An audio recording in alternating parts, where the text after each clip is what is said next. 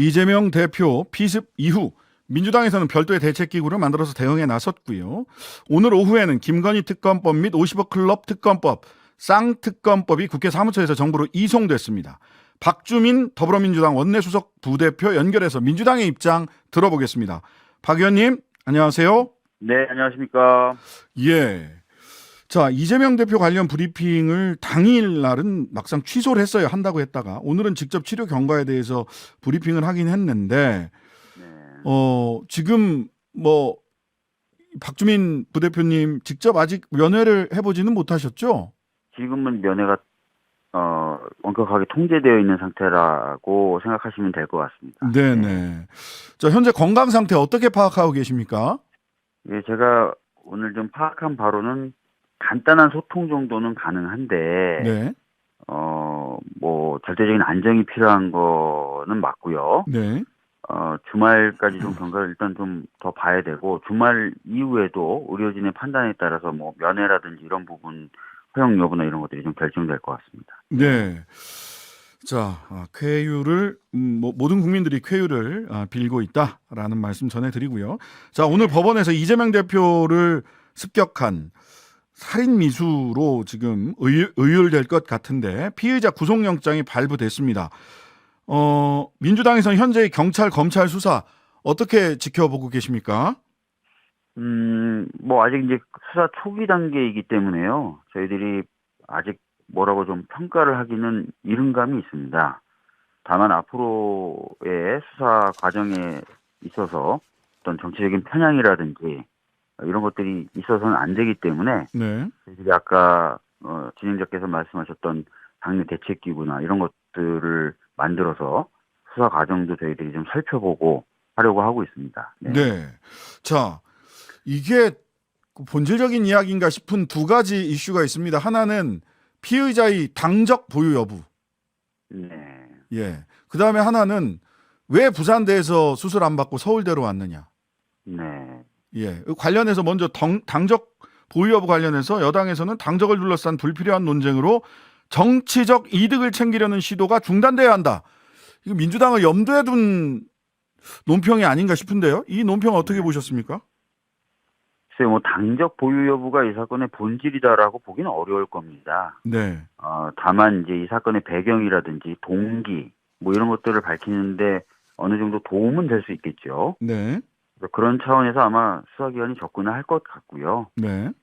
뭐 당적 여부와 상관없이 정말로 어떤 배우가 있다면 그 부분은 꼭 밝혀져야 되고요. 네. 그래서 지금 뭐 당적 보유에만 집착을 해서 이야기를 한다든지 또 뭐 평가를 한다든지 하는 것은 조금 불필요한 부분도 있을 것 같네요. 네. 네.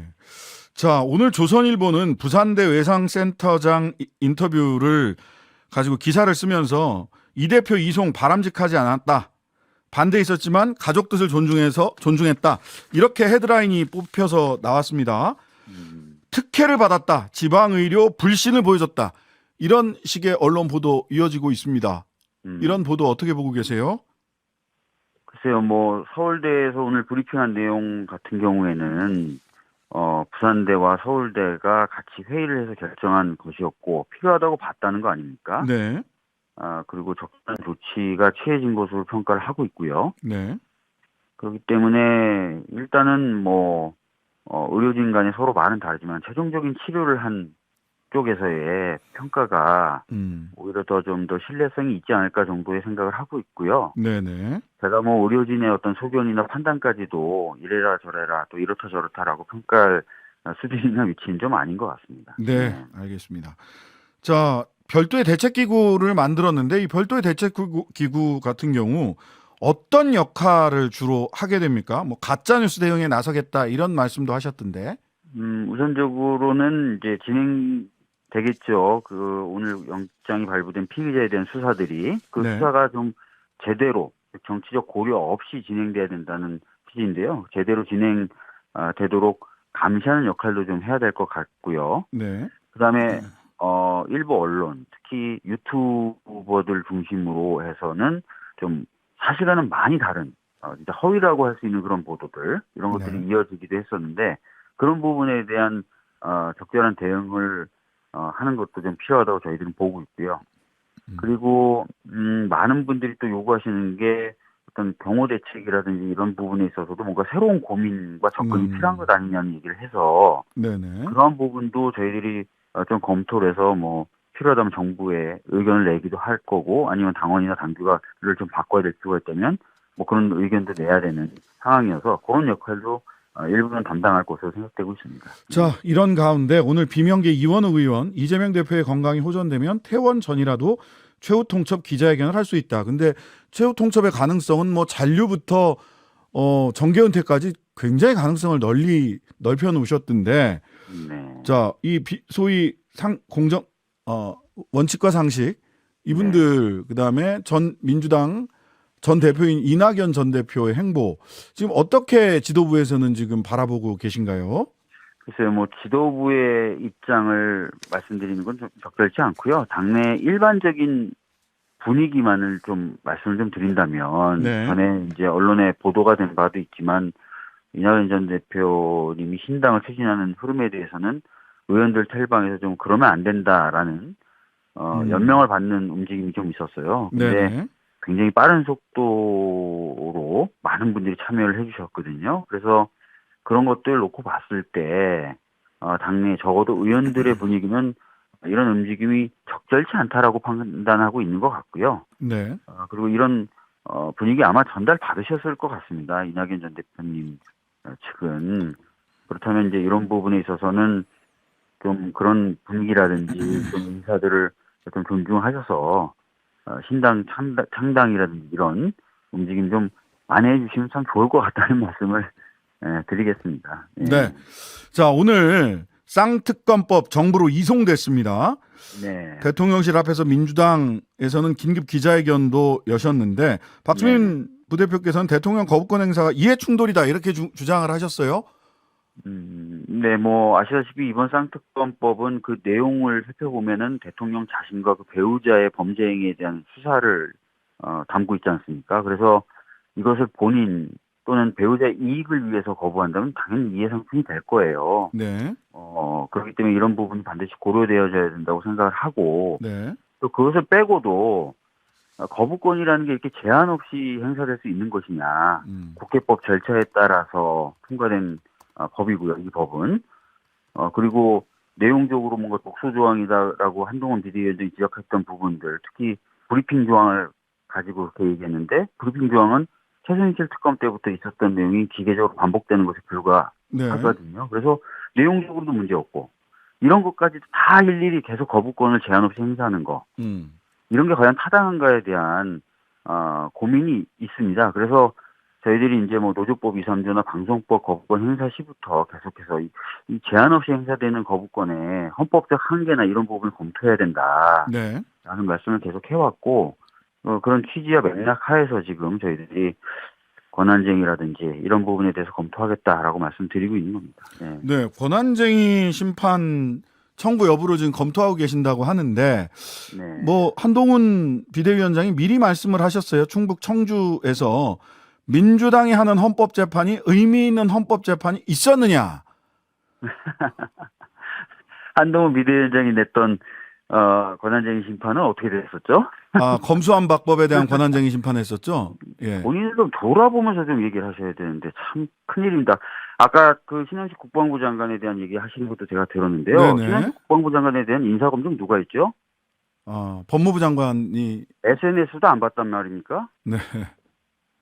그러니까 인사검증자, 검증 대상자, 그 다음에 정신전력 교육 교재를 같이 만들었던 대통령실 관계자. 어디서도 스크린이 안 됐다는 거는 네. 사실상 이 3주체가 비슷한 생각을 갖고 있었다는 거 아니에요? 비슷한 생각, 같은 생각이었기 때문에 통과시켰을 것이다. 다 검증이 안 되는 거잖아요. 어디서도 스크린이 안 되는 거잖아요. 네. 본인이 했던 검증 미비라든지 본인이 했던 소송 제대로 안 된 거라든지 이런 것들을 한동훈 비대위원장 먼저 살펴봐야 돼요. 대통령에 대한 징계소송 1심에서 이겼던 거 법무부 장관 한동훈 장관 시절에 항소심에서 졌잖아요. 네네. 그러면서 상고를 안 하고 네. 이런 것들은 안 돌아봅니까? 알겠습니다. 예. 대통령 거부권 행사하고 민주당이 권한쟁의 심판 청구하게 되면 법안 재의결 절차는 일단 좀 지연이 되는 건가요? 일단은 이 부분에 대해서 기자분들이나 이런 분들이 마치 시간을 끌기 위해서 저희들이 네네. 그런 권한쟁의나 이런 것들을 검토한다고 자꾸 얘기를 하시는 경향이 있어요. 네네. 그래서 오늘도 기자분들하고 한참 동안 얘기를 했는데 아까도 말씀드렸지만 이 거부권이라는 것이 아무런 내용적 위법 사항이나 네. 헌법을 위반한 사항이 없고 절차적으로도 국회법을 다 지켰는데 네. 본인과 본인 배우자에 대한 부분이라고 해서 거부하는 것까지 허용되느냐. 이 헌법적 한계가 정말 아무것도 없느냐. 네네. 그럼 앞으로도 모든 법들을 자신의 이익에 반한다는 이유만으로도 계속 거부할 수 있는 것이냐. 그럼 이런 것들을 검토하지 않아야 되는 겁니까? 네. 그럼 야당은 그냥 말로만 문제 있다 이렇게 얘기해야 되는 거고 이런 부분에 대해서 진짜 헌법적인 한계를 밝히려고 하는 활동을 하면 안 되는 겁니까? 네. 마치 모든 것들을 시간을 끌기 위한 꼼수인 것처럼 생각하는 분들이 계세요. 네네. 너무 답답합니다. 이게 원래 지금 임시국회가 2월 임시국회가 보통 짝수달에 임시국회가 소집이 되잖아요. 예, 사실은 이제 연초국회를 열도록 국회법에 되어 있고 네. 통상적으로 연초국회를 2월에 합니다. 왜냐하면 12월 임시국회가 보통 1월까지 넘어가잖아요. 그렇죠. 그러다 보니까 이제 연초국회를 2월에 그리고 또 짝수달에 국회를 열도록 돼 있으니까 2월에 이제 연초국회를 열어서 뭐 대정부 질문 이런 것들을 하게 되죠. 예. 네. 그러면 2월 달에 일부러 지연하는 게 아니라 오히려 1월 달에 재의결 표결하자고 하면 오히려 재의결을 신속하게 하게 되는 거 아닙니까? 이게 지금 뭘 기준으로 해서 지연과 신속을 나눠 봐야 되는 것인지. 네, 뭐 여러 가지 고민들을 하면 될 것 같고요. 네. 뭐 다른 것보다도 네. 저희는 이 끊임없이 행사되고 있는 이 거부권에 대한 헌법적 검토는 반드시 필요하다고 생각합니다. 네. 이 부분에 대해서 제가 말씀을 좀 덧붙이고 싶은데요. 네. 예를 들어서 노란봉투법, 방송법의 경우에는 네. 자 헌법재판소가 절차상 아무런 하자가 없다고 판단을 내렸던 법들입니다. 네, 그랬죠. 그렇죠. 예. 노란봉투법 같은 경우에는 법원 행정처가 국회에 낸 의견서를 보면 기존에 생성되고 축적된 판례를 반영하는 수준의 법이기 때문에 아무런 문제가 없다는 취지의 의견서를 냈었어요. 네네. 자, 법원은 내용상 문제가 없다고 그랬고 헌재는 절차상 아무런 문제가 없었다고 그랬는데 거부권을 행사했습니다. 네. 그러니까 이런 식의 거부권 행사가 계속 되고 있고 심지어 이번에는 본인과 본인 배우자에 대한 거부권 행사한 이 상황에서 아무런 헌법적 검토도 하지 말고 어떤 국회법상 절차만 무조건 밟는 것이 맞느냐. 아니면 국회에 허용되어 있는 권한 중에 하나도 권한쟁의도 있는 것 아니겠습니까? 권한쟁의 청구를 할 수 있는 권한. 네. 이런 것까지 포함해서 헌법적 한계나 헌법적 의미 이런 것들을 짚어보는 게 맞느냐. 저는 그런 부분에 좀 초점을 맞춰서 이야기가 좀 됐으면 좋겠습니다. 그 대통령의 사면권 관련해서도 사실은 절차, 맞습니다. 사면심사위원회 등 절차를 사면법에다가 만들어서 최소한의 절차를 거치도록 했잖아요. 이렇게 거부권 행사에 관련해서도 법률로서 최소한의 절차를 거치도록 하는 뭐 이런 입법 방법도 있지 않을까 하는 생각 드는데 어떻습니까? 그런 입법적 고민도 해야 될 것 같고요. 그런 네. 입법적 그 토대가 마련되기 전이라도 네네. 아시겠지만 변호사시니까 네. 모든 기본권과 권한에는 내재적 한계라는 게 있어요. 그렇죠. 그 내재적 한계를 넘어선 권한 행사는 사실상 헌법 위반이 되기 때문에 무효 또는 취소입니다. 네. 방금 말씀드렸던 것처럼 헌법과 법률을 위반하지도 않았고 오히려 본인과 본인 배우자의 어떤 이익을 위해서 거부권을 행사하는 것은 저는 내재적 한계를 벗어난 거부권 행사라고 생각이 돼요. 네네. 근데 이런 것까지 다 허용이 되면 앞으로 대통령이 되는 사람은 사실상 왕으로 군림할 수도 있는 거예요. 네. 그렇지 않겠습니까? 그렇죠. 아무런 헌법적 제한을 받지 않고 모든 법을 다 거부할 수 있다면 네네. 국회가 왜 있어야 됩니까? 네. 네. 헌법 내재적 한계다. 헌법이 명확하게 여기까지만 사용할 수 있다. 권한을 이렇게 제한하고 있지는 않지만 그 법의 내부적으로 있는 또 헌법 거부권이라고 하는 것 자체가 가지고 있는 게 왕의 권한은 아니니까 그런 내재적 한계가 있다. 이런 취지의 말씀이셨던 것 같습니다. 자, 이 김건희 특검법입니까? 도이치 특검법입니까? 저희는 김건희 특검이라고 부릅니다. 네. 도이치 특검이라고 불러야 된다고 인권 침해라고 하시던데요. 사람 이름 따서 부르면. 뭐 과거에도 특검들 보면은 사람 이름을 따서 뭐 혐의 대상자 또는 뭐 사람들 이름을 따서 부르기도 했죠. 그게 오히려 네네. 좀 더 많았던 것 같은데요. 예. 네, 알겠습니다. 네. 자, 이태원 참사 특별법 네. 1월 9일인가요? 9일 날 본회의에서 표결이 예정돼 있는 거죠? 예, 지금 의장님과의 합의는 1월 9일 날 표결을 한다라고 되어 있는 거죠. 네. 뭐 합의 처리를 강조하긴 했습니다만은 제일 쟁점이 되고 있는 부분은 아무래도 조사특위 설치 부분인가요? 지금 뭐 겉으로 드러난 부분만 정리해서 좀 말씀을 드린다면 네네. 국민의힘 입장에서는 그러니까 진상규명을 위한 조사기구를 설치하는 것 자체를 받아들이지 못하겠다는 거거든요. 네네. 그러니까 사실상 완전히 다른 평면 위에 서 있는 거죠. 네. 예, 저희들은 그리고 또 이태원 가족분들은 진상규명이 돼야 된다. 그리고 만약에 보상이나 배상 지원을 얘기한다면 그런 바탕에서 얘기하자라고 얘기하는 거고, 네. 국민의힘에서는 이미 진상규명은 다 됐다. 네. 보상이나 배상 지원만 얘기하면 된다는 입장입니다. 네. 네. 1월 9일까지 합의가 되지 않을 경우 민주당에서 민주당 원안, 즉 특검을 건의할 수 있는 안까지를 포함해서 민주당 원안 표결하는 겁니까?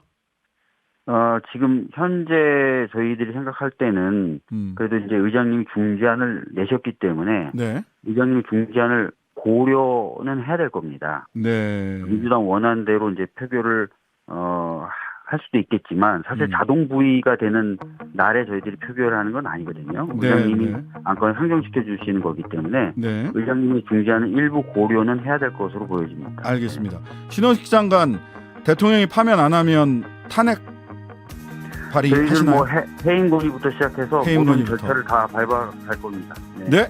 지금까지 박주민 민주당 원내수석 부대표였습니다. 하루 종일 기다려지는 진짜 시사. 평일 저녁 6시 5분 신장식의 뉴스 하이킥.